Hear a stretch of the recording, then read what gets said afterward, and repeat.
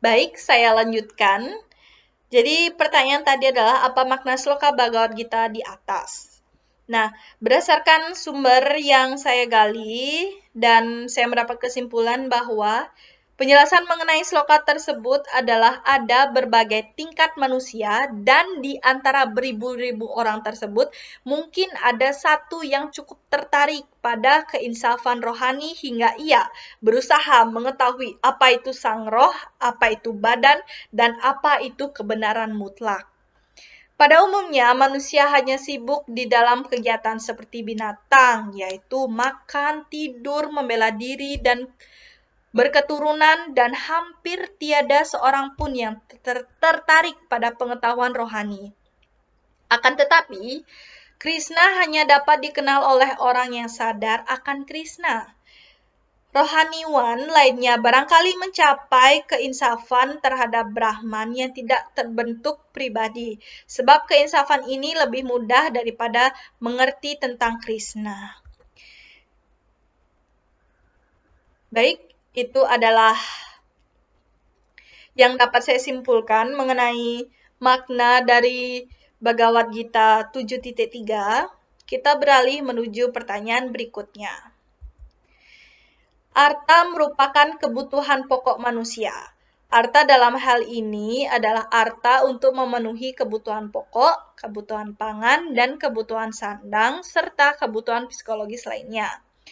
Dan semua aktivitas keagamaan pun tidak terlepas dari kebutuhan arta ini.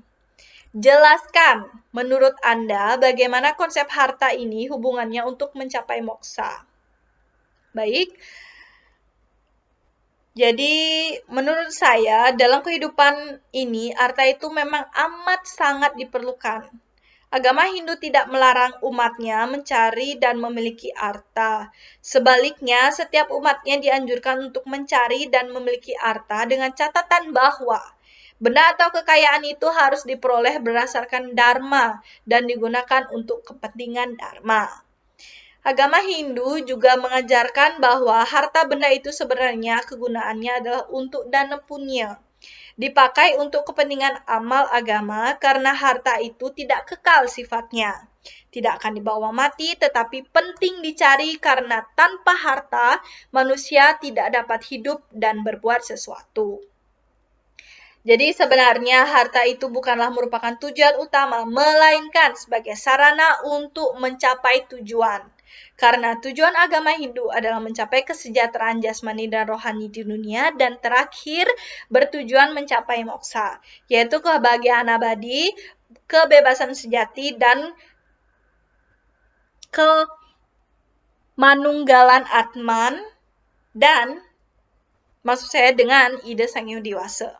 Baik, sudah jelas saya paparkan bahwa hubungan arta untuk mencapai moksa ini adalah bahwa harta itu bukan tujuan utama, melainkan sebagai sarana untuk mencapai moksa tersebut. Karena tujuan agama Hindu adalah mencapai moksa, jadi memerlukan sarana. Salah satunya adalah harta. Pertanyaan berikutnya. Jelaskan satu contoh komponen Pancasrada. Baik, yang komponen Pancasrada yang akan saya jelaskan adalah karma pala. Setiap perbuatan yang kita lakukan di dunia ini, baik atau buruk, akan memberikan hasil. Nah, inilah yang menjadi landasan atau latar belakang kenapa saya memilih karma pala dalam Pancasrada. Karena ini karma pala merupakan salah satu topik yang menarik. Tidak ada perbuatan sekecil apapun yang luput dari hasil atau pahala. Langsung maupun tidak langsung, pahala itu pasti akan datang. Kita percaya bahwa perbuatan yang baik atau subha karma membawa hasil yang menyenangkan atau baik. Sebaliknya, perbuatan yang buruk atau asubha karma akan membawa hasil yang duka atau tidak baik. Perbuatan-perbuatan buruk atau asubha karma menyebabkan Atma jatuh ke neraka, di mana ia mengalami segala macam siksaan. Bila hasil perbuatan jahat itu sudah habis terderita, maka ia akan menjelma kembali ke dunia sebagai binatang atau manusia sengsara, yang biasa disebut dengan neraka syute. Namun, bila perbuatan-perbuatan yang dilakukan baik, maka berbagai kebahagiaan hidup dan akan dinikmati di sorga. Dan bila hasil dari perbuatan-perbuatan baik itu sudah habis dinikmati, kelak menjelma ke dunia sebagai orang yang bahagia dan mudah ia mendapatkan pengetahuan yang utama. Karma pala dapat dibagi menjadi 3 bagian. Yang pertama adalah Sancita Karma Pala. Sancita Karma Pala adalah hasil perbuatan kita dalam kehidupan terdahulu yang belum habis dinikmati dan masih merupakan benih yang menentukan kehidupan kita sekarang. Bila karma kita pada kehidupan yang dahulu baik, maka kehidupan kita sekarang akan baik pula, senang, sejahtera, bahagia, dan sebagainya. Sebaliknya, bila perbuatan kita terdahulu buruk, maka kehidupan kita yang sekarang ini pun akan buruk, selalu menderita, susah, dan sengsara. Kemudian, ada prarabdha karma pala.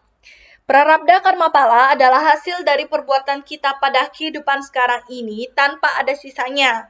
Sewaktu masih hidup telah dapat memetik hasilnya atas karma yang dibuat sekarang. Sekarang menanam kebijaksanaan dan kebajikan pada orang lain dan seketika itu beberapa waktu kemudian dalam hidupnya akan menerima pahala berupa kebahagiaan. Sebaliknya, sekarang berbuat dosa, maka dalam hidup ini dirasakan akan diterima hasilnya berupa penderitaan akibat dosa itu. Kemudian, kriyamana karma pala.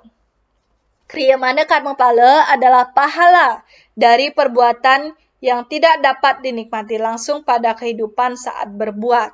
Tetapi, akibat dari perbuatan pada kehidupan sekarang akan dan diterima pada kehidupan yang akan datang. Setelah orang mengalami proses kematian serta pahalanya pada kelahiran berikutnya. Apabila karma pada kehidupan yang sekarang baik, maka pahala pada kehidupan berikutnya akan hidup bahagia. Sebaliknya, apabila pada karma kehidupan sekarang buruk, maka pahala yang kelak diterima di kehidupan berikutnya berupa kesengsaraan. Baik, kita beralih ke soal berikutnya. Brahman artinya umat Hindu atau manusia percaya dan yakin akan adanya Tuhan yang Maha Esa. Berikan contoh pelaksanaan dalam kehidupan sehari-hari. Baik, di sini saya mencantumkan hanya 3 saja, tetapi sebenarnya masih banyak yang dapat kita lakukan untuk melaksanakan atau mengamalkan ajaran Pancasrada khususnya Brahman ini. Yang saya cantumkan di sini yang pertama adalah melaksanakan sembahyang dan trisandya setiap hari, melaksanakan pancayatnya dengan tulus ikhlas, merawat dan melestarikan pura, dan sebenarnya masih banyak lagi hal-hal yang sederhana yang bisa kita lakukan dalam mengamalkan ajaran Pancasrada khususnya Brahman. Soal berikutnya. Jelaskan dan beri contoh Atman. Artinya, baik maksudnya Atman artinya umat Hindu percaya dan yakin bahwa ada percikan-percikan ketuhanan yang bersemayam dalam diri setiap makhluk hidup yang disebut Atman.